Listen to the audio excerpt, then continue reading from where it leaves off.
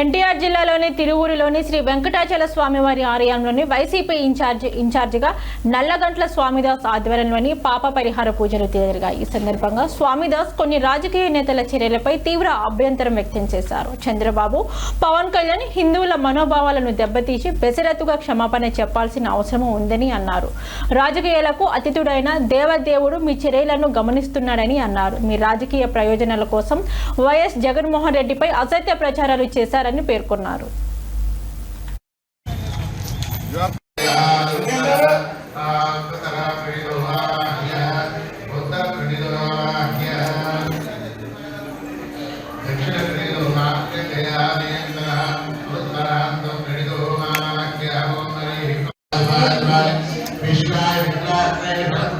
ప్రపంచవ్యాప్తంగా హిందువుల మనోభావాలని దెబ్బతీసినటువంటి రాష్ట్ర ముఖ్యమంత్రి, ఉప ముఖ్యమంత్రి బేషరతుగా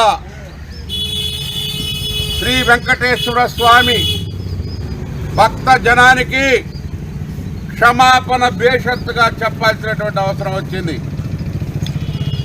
రాజకీయాలకి అతీతమైనటువంటి ఆ ఆదిదేవుడు మీ చర్యలన్నింటినీ కూడా గమనిస్తూ ఉన్నారు.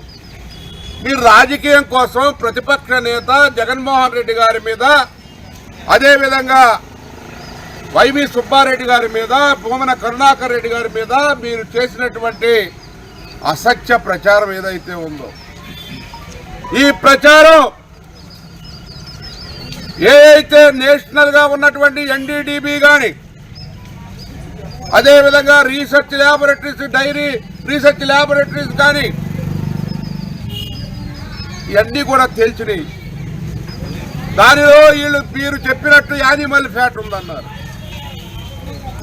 యానిమల్ ఫ్యాట్ లేదు అని సిట్ కానీ, అదేవిధంగా సుప్రీంకోర్టు కానీ తెలిసి చెప్పినటువంటి విషయాన్ని నో యానిమల్ ఫ్యాట్ అని గొంతెత్తి చెప్తే మీరు చేసినటువంటి రాజకీయం, మీ యొక్క అపవిత్ర కలయిక